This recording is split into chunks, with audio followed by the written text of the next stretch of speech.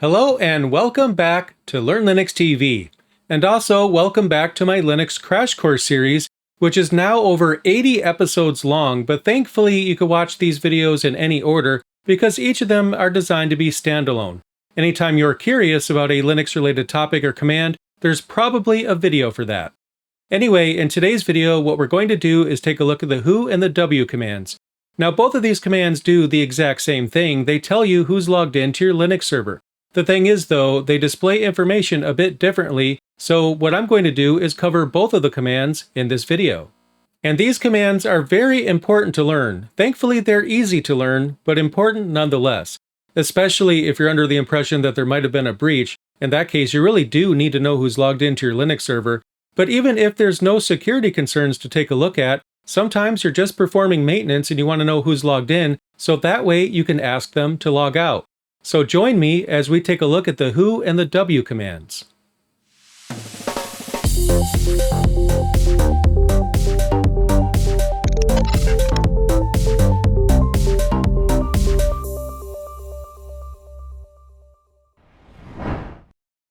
As I mentioned during the intro, both the who and w commands are used to find out who's logged into your system. While both commands serve a similar purpose, each will show information a bit differently. And to show you the difference, what I'm going to do right now is log into a Debian server and see who's logged in. So I'll log into this server right here, and I'm logged in. What I'm also going to do is open tmux, which allows me to split my terminal window. Now, if you have no idea what tmux is, then I highly recommend that you check it out. It allows you to more easily manage your terminals. For example, you can create window layouts, you can split your window just like I did, and it also features session management as well. If you want to learn it, I'll leave a card right about here for my complete series that'll teach you everything you'll need to know. But anyway, this video isn't about tmux, it's all about the w and who commands, so let's get into it. So what I'll do is show you the output of who on the top, and then I'll use the w command on the bottom. That way you'll see what they both look like.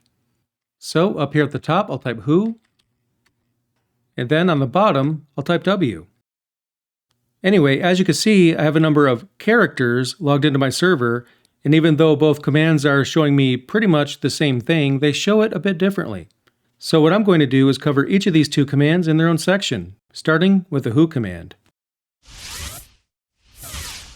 So let's go over the who command. I'm going to give you some basic examples, and also I'll explain the output so that way you'll understand exactly what's happening. And as you can see, we have a list of users that are logged into the system. Some of the output is fairly obvious. For example, we see the username of each user, as well as the IP address that they're logged in from. And already this command gives us some value. If we need to investigate who's accessing our server for any reason, we have a list right here. The first thing to consider is whether or not you have any users accessing your server that shouldn't be. In my case, all of these users are expected, basically because I created their session right before I hit the record button. But anyway, as you can see, we know who's logged into my server. But the username isn't the only important piece of information that this command gives us. Another piece of important information that this command provides us with is the IP address. While we look at the output, it's important to determine if each of the IP addresses are appropriate for access. In my case, though, I recognize each of these IP addresses, they're coming from legitimate networks. But before I move on and explain the rest of the output, there's some important things to keep in mind. If you're ever under the impression that a system breach may have happened, having valid users and IP addresses doesn't necessarily mean that nothing suspicious is happening. For example, if a legitimate user or system is ever compromised, then the list will look legitimate even if it's not. Still, using the who command is quick and simple, so it's a good place to start in order to see some useful information. Anyway, let's continue and look at the remainder of the output. We already know what the first column is. It's a list of users. In the next column, we have SSHD on every line. And this means that each of these users access the server remotely via SSH. Of course, that's not the only way that a user can access a system. For example, if a user was physically present with a keyboard and mouse in front of a server, that's going to show as a TTY login. If the system is a workstation, then you might see GDM listed here. That's the service that handles login from a GNOME-based desktop. And of course, there's other things that might show in this column as well. And what I'll do right now is leave a table on the screen that'll show you some of the things that might appear here. The takeaway with the second column is that it shows where the login came from. Continuing, the third column shows us the sudo terminal. Basically, whenever a user opens a session on your server, it's going to be given a sudo terminal number to help identify it. This number starts at 0, and then each user will get their own, and it'll increment each time. Another useful thing to know is that opening terminal windows on a desktop system creates sudo terminals as well. In fact, each terminal window will get its own. Next, let's take a look at the fourth column. It's probably self-explanatory, but here we see the date and time when each session started. So we can see that Sheldon logged in at 11:44, Raj logged in at 11:49, and so on. Finally, the last column shows the IP address that the connection is coming from, which I went over earlier. Before we move on to the W command, let's go over some common options you could use with the who command. And the first of those is an option that can help you with an identity crisis. Seriously. So we can literally type, "Who am I?" And what happens? Well, let's find out. As you can see, it shows me information about myself. And perhaps this example isn't the most useful, especially considering that you'll typically see your username in the bash prompt. But anyway, when you type "Who am I?" it'll show you information regarding your current session. Another weird example is you could use the who command to find out who mom likes. Seriously. And as you can see, it's just another way of accessing the same information. Again, not the most useful, but it is a fun example. Anyway, let's move on and see some examples that actually are useful. And we're going to start with the "-b option. With this command, we're able to see the date and time of the last system boot. So if you wanted to find out when a server or workstation started up, well, that's how you do it. Continuing, the next option that I'm going to show you is "H", and what that'll do is print a neat header at the top of the output. And in this case, I've already explained each column, so you should already know what each one does, but for some people, showing a header might be helpful. Next up, what I'm going to do is show you the "-q option, and what that'll do is show us only the user list along with a count of how many users are logged in. It's greatly simplified when it comes to using the who command normally, so let's check it out. As you can see, we only see the bare minimum information here. And this example might be most useful in scripts, especially when you want to simplify the output before chaining it into another command.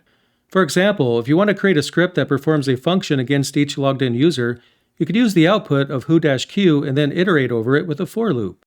And to see an example of that, what I did was create a quick script that'll iterate over every user on the list and show you their home directory. We can see it right there, script.sh, so what I'm going to do is run it. As you can see, it printed the home directory for every user that's logged in. Now if you're curious what that script actually looks like, let's take a look at it. Now I'm not going to go over this script line by line because I have an entire course here on YouTube that covers bash scripting if you want to learn it. In fact, I'll leave a card for the first episode right about here if you want to check it out. But the main point with me showing you this is that whenever you have an option with a command to show less output, it often makes it easier to use the output in a script. In this case, you can see on line number 3 that I'm using who-q, and then what I'm doing is I'm creating a for loop that iterates over every user that shows up on the list. We'll get back to the video in just a moment, but if you want to take your Linux learning even further, I have a couple of courses that you might be interested in. First is my Linux Essentials course, which is perfect if you're aiming for the LPI Linux Essentials certification or just want to build a solid foundation in Linux. Across 23 lessons, you'll grow your Linux skills step by step with hands-on activities to reinforce what you've learned. We'll cover distributions, the command line, package management, users and groups, file permissions, popular open source applications, and much more. And next is Getting Started with Ansible. This course introduces you to automation. You'll learn to write playbooks, create roles, refactor and consolidate tasks, encrypt sensitive files, work with mixed environments, and much more. By the end, you'll be ready to automate your Linux systems and save yourself a ton of time. All you have to do is visit the URLs that are shown on your screen right now to check out the courses and start your journey. As always, thank you guys so much for your support. I really appreciate it. Now, let's get back to the video. Now, let's move on and see the W command in action. I'll type W and press enter.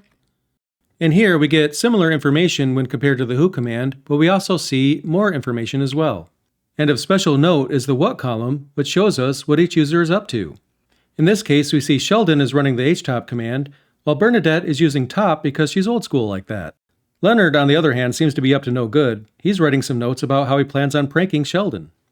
Of course, I set up each of these users with a particular task to make this example more interesting, but nothing of any importance is actually going on here. In the real world, the what column can be incredibly useful because it's important to not only know who's logged into a system, but also what they're doing. And you know what? That's perhaps the biggest difference between who and W.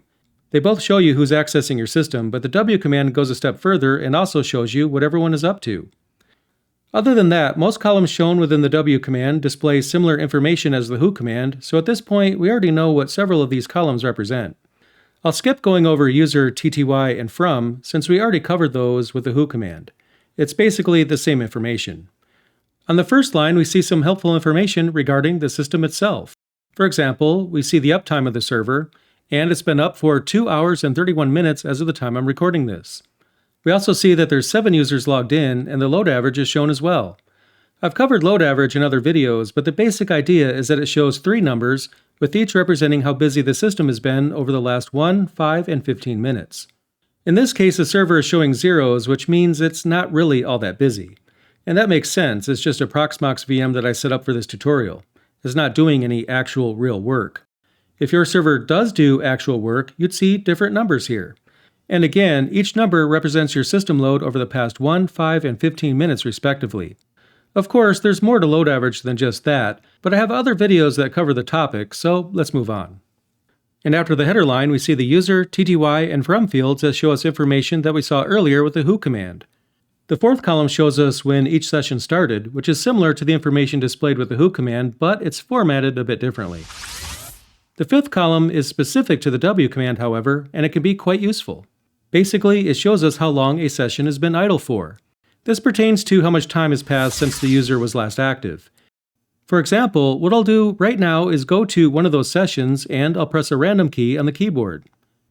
And now that I've done that, let's check the output again. In this case, the output for user Penny has changed. In the previous output, the user was idle for 1 minute and 19 seconds. Now we see the user was idle for 8 seconds. And that's because I literally walked over to the computer where that session came in from and I pressed a random key on the keyboard. When I entered the W command again, we see that it reset the idle time. Anyway, the idle time can be useful when you go to perform maintenance on a server. Perhaps you'll send a message to everyone that's logged in to inform them to log out by a specific time. If you have a user that doesn't respond and their session is inactive, you might need to kill it. After all, you did give them a warning. On the other hand, if a user is still active at the time of maintenance, then you can simply call them and ask them to log out. Next, let's take a look at the pCPU field. And it's actually quite simple. The pCPU field pertains to how much CPU time was spent performing the task that's in the what column. Now keep in mind that this doesn't pertain to how much time the process has been running for, but instead it represents the amount of time the CPU has spent computing whatever it is that's in that column. In this case, it's just a few seconds each. That makes sense because it doesn't take much CPU time to edit text files, which is basically what's going on for most of these users. Anyway, that about does it when it comes to reading the output of the W command, so let's take a look at some of the common options that you might use. And what we're going to do is start with -H. Now in this case, we see that the header is missing, and that's what the -H option does. If we enter W by itself, you can see the header there at the top, but if for some reason you don't want to see that, you could use -H to take it away. Another option we could use is the -S option, and that stands for short output, and what that does is remove both CPU time columns. So I'll type W, and then -S. Now the output is mostly the same, with the exception that the CPU time columns are now missing. So if for some reason you don't want to see those columns, well, that's how you can remove them. Now perhaps more useful is the -P option. And what that does is show us the process IDs within the what column. And if you need to kill a session for whatever reason, that could be quite useful. For example, if you've notified your users about maintenance and some people are still logged in, you could use the kill command against one of the process IDs to kill whatever it is the user has running. Now if you check the man page for the W command, there's more options that you could throw at it, but for the most part, those are the ones that you'll use the most often. Before I close out the video, I wanted to go over when you should use each between the W and who commands. For the most part, they show us the same information, but as you can see, there are differences. One of the primary considerations regarding which to use is whether or not you need to see what your users are up to. With the who command, we see who's logged into the system, but it doesn't have a column to show us what they're doing. On the other hand, the W command includes a what column, which tells us exactly what each user is running within their session. When it comes to scripting, the who command can be more useful, and that's because you could shorten the information down to just a user list. And that makes it easy to write a script that can run a command against each user session.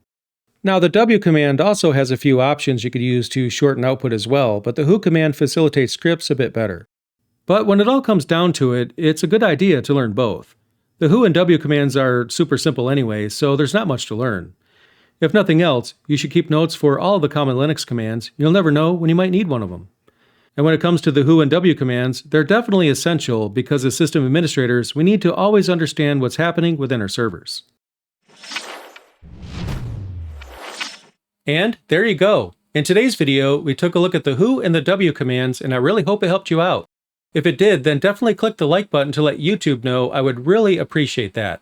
Also, be sure you subscribe to Learn Linux TV for the latest in Linux, and I'll see you in the next video.